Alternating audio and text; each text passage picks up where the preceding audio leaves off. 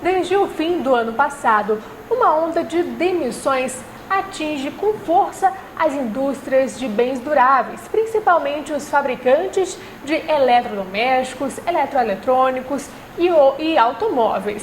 E hoje, no Jornal da Amazônia, nós estamos recebendo o vice-presidente da FIAM e economista, que faz parte também, presidente do Conselho Regional de Economia, Nelson Azevedo. Presidente, seja bem-vindo, boa noite. Boa noite, é um prazer muito grande aqui a gente poder participar desse bate-papo, e eu fico aqui à disposição e espero que a minha presença aqui possa ser um fator de contribuição para algo, para ajudar a esclarecer alguma coisa. A gente percebe, a gente viu na matéria anterior, que todas as organizações, entidades estão engajadas em discutir melhorias, em negociar também, trazer, digamos assim, coisas boas para o Amazonas e tirar algo de produtivo dessa crise, transformar esse momento que nós estamos vivendo e trazer soluções, né, presidente?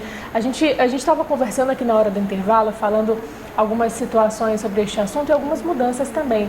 O amazonense em si, na verdade, o brasileiro mudou muito seus hábitos nos últimos meses, né? Não tem dúvida nenhuma que na verdade, a crise ela já vem se acentuando desde 2014, ela veio muito forte em 2015 e agora 2016, nós estamos passando por um momento de muita dificuldade. E o pior, de se perguntar algum cenário, algo que possa mudar, está difícil, porque nós vivemos uma crise política muito grande, que ela está se estendendo por longo tempo, e com isso faz com que a gente seja afetado diretamente, gerando uma crise econômica. E o pior, no bojo disso tudo tem uma coisa chamada crise de confiança, que a crise de confiança ela fica muito ruim, porque inclusive a economia brasileira, o Brasil está sendo rebaixado pelas agências de avaliações internacionais. Isso faz com que os investimentos estrangeiros possam ser, nesse momento, sofre uma paralisação, porque exatamente ninguém vem investir aqui se não fizer essas consultas desses institutos que fazem essa avaliação. Isso é muito ruim. E hoje, nós estamos vivendo a crise que nós estamos passando, nós vamos ter aqui uma recessão, que com isso as empresas que poderiam fazer algum investimento estão endividadas e com isso com pouca capacidade para investir. E isso, com a crise que nós estamos vivendo, nós aqui na Zona Franca de Manaus, no Polo Industrial de Manaus, principalmente, nós somos mais voltados para abastecer o mercado interno brasileiro.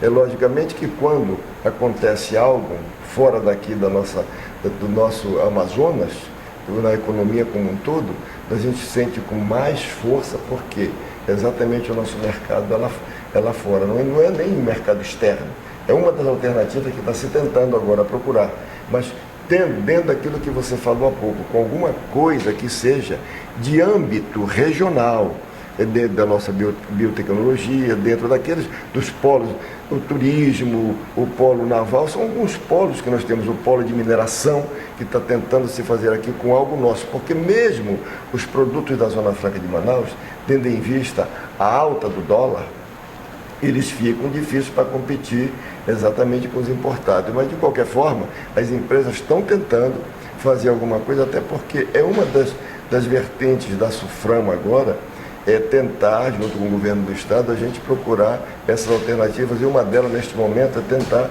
realmente se valer do mercado internacional com as exportações. Mas, mesmo assim, nós temos. A nossa grande preocupação é porque, como nós não vislumbramos um cenário, uma perspectiva para que se possa traçar algo próximo no futuro, eu acredito que pelo menos pelos próximos 3 meses nós ainda teremos dificuldade. Se alguma coisa tiver que melhorar, será para o segundo semestre. E talvez mudando o quadro da instabilidade política que nós estamos vivendo, possa realmente as coisas acontecerem. Porque o que está acontecendo? Nós vivemos essa instabilidade gerada pela parte política, como ela afeta a todos os segmentos da nossa economia. E isso, o pior de tudo, é que ela afeta diretamente o emprego. Então hoje o que nós temos? Nós temos inflação alta, desemprego, emprego cada vez aumentando mais, o desemprego, e aí se você me perguntar, mas isso aí não tem uma perspectiva de a gente estancar isso? Só se estanca isso a partir do momento que nós tenhamos a oportunidade de haver um reaquecimento e começar a haver produção. Mas por enquanto é generalizado, isso se estende para a indústria, para o comércio, para o serviço, inclusive a área de construção civil também sofreu um abalo muito grande. Isso tudo acontece no momento que nós estamos realmente tentando fazer algo que possa melhorar. E hoje no Amazonas, por exemplo, então, as classes empresariais, de todos os sentidos, junto com a própria sociedade, com os trabalhadores, enfim, o governo, a gente está tentando juntos buscar soluções para ver se realmente a gente cria alternativas econômicas aqui para o nosso estado. Isso a gente está tentando fazer, mas dado a própria dificuldade que tem hoje causada pela crise, também isso tudo tem dificuldade. Mas a gente tem que ter esperança, porque também existe uma coisa, no momento de crise, que a criatividade ela aflora, e outras coisas vão surgir para que a gente saia disso aí, e vamos ver se para o segundo semestre a gente tem uma coisa. Mas o cenário, eu posso lhe afirmar, não é um cenário positivo para a gente traçar aqui ou dizer algo que possa dizer que vai melhorar. Eu vou fazer duas perguntas já comentando o que a gente acabou de falar.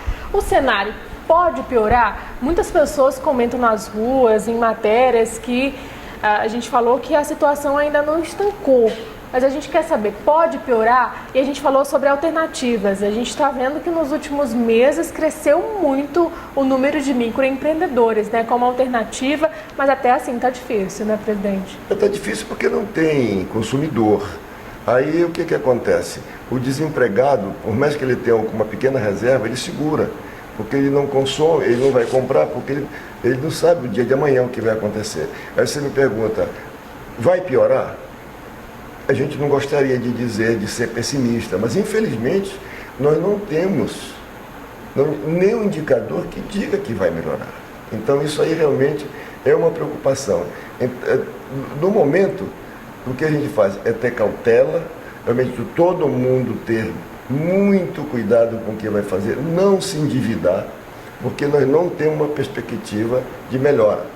De repente, tudo pode acontecer, mas será que alguém tem essa varinha de condão para fazer com que essa mágica reverta um negócio que está tão enraizado de uma forma tão ruim? Então, eu acredito. A economia, eu sempre digo que ela é dinâmica, ela se recompõe com muita facilidade, mas aqui nesse momento está muito desestruturado o país como um todo. Então nós temos crise, você tem crise em todos os segmentos onde o governo atua, exatamente porque o governo, de modo geral, principalmente o governo federal, ele só procura aumentar a receita tentando onerar a sociedade através de tributos e não procura reduzir seus gastos, suas despesas. Agora mesmo, nós estamos vivendo esse problema político aí, e toda hora está nas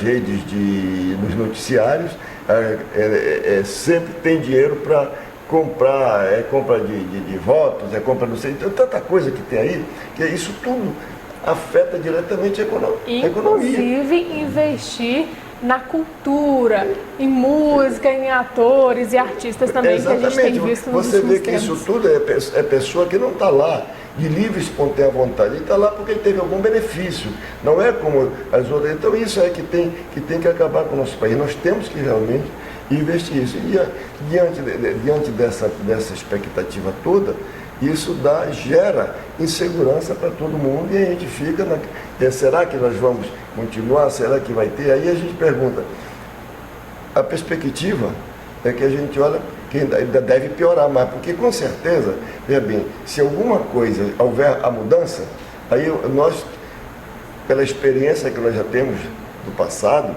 eu acredito que isso aí pode até virar um caldeirão, e muito sacrifício pode haver para a gente ter uma tomada com mais seriedade. Então, nesse momento, a gente tem que ter muita tranquilidade, e segurar muito pé no chão, segurar, evitar fazer certas coisas, porque nós não temos realmente algo que a gente possa dizer, olha, todos os comentaristas econômicos, e seja jornalistas, seja os economistas, ou seja, os especialistas, eles sempre dizem que isso ainda não chegou no fundo do poço.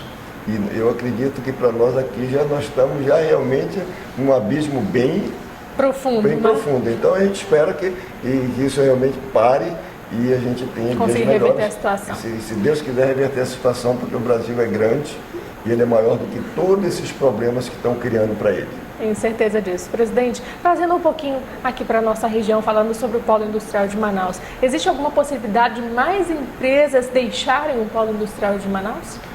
Olha, você veja o seguinte, quando para chegar lá no distrito, nós vamos dar uma volta na cidade aqui de Manaus. Se você vai nos shoppings hoje, tem várias lojas fechadas. Você vai na cidade, é ponto de venda, é ponto de aluguel. Aí você, em várias partes olha, por exemplo, nesses bairros ali no Vieira Alves, tem. Aí o que significa isso? A grande maioria, isso eu estou botando aqui no nosso mercado local, que ele, quando o distrito industrial está em sua total produção, com certeza eu diria a Amazônia Ocidental, ela não tem condição de absorver 5%, 3% da produção industrial da Zona Franca de Manaus. Mas, logicamente, que isso aqui são empresas que consomem alguma coisa, seja do eletroeletrônico, seja do polo químico, seja do polo de duas rodas, enfim, de todos os segmentos que tem na Zona Franca de Manaus. As empresas, veja bem, quando você vê uma montadora está com dificuldades, ela tem uma cadeia de componentistas que suprem as suas linhas de produção com suas partes e peças para montar o produto final. É lógico, aí quando acontece alguma coisa na montadora, aí ela irradia, ela tem um impacto na cadeia como um todo. As empresas componentistas, posso lhe falar, elas estão passando dificuldades. Se as montadoras estão com dificuldades, a cadeia como um todo está. Você me diz, será que ainda corre o risco de algumas empresas fechar? A gente não quer que isso aconteça, mas do jeito que está, é inevitável que isso não possa acontecer. O governo do estado, por sua vez, ele tem feito muitas ações no sentido de tentar contemporizar, minimizar os problemas das empresas, mas não tem sido o suficiente. Até porque ele sozinho não tem condição disso, porque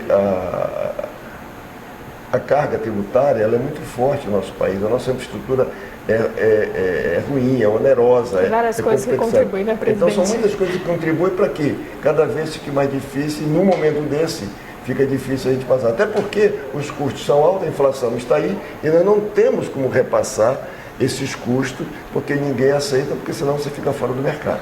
Bom, presidente, muito obrigada pela sua participação aqui no Jornal da Amazônia. A gente espera que não piore, né? Que a gente consiga investimentos, que a gente consiga cada vez mais debates em relação a esse assunto para a gente encontrar uma solução. Então, muito obrigada. Olha, até a próxima. Obrigado. Eu acredito que isso aqui a gente tem que, neste momento, abraçar e se juntar em torno de um partido chamado Amazonas, que só unidos nós poderemos vencer.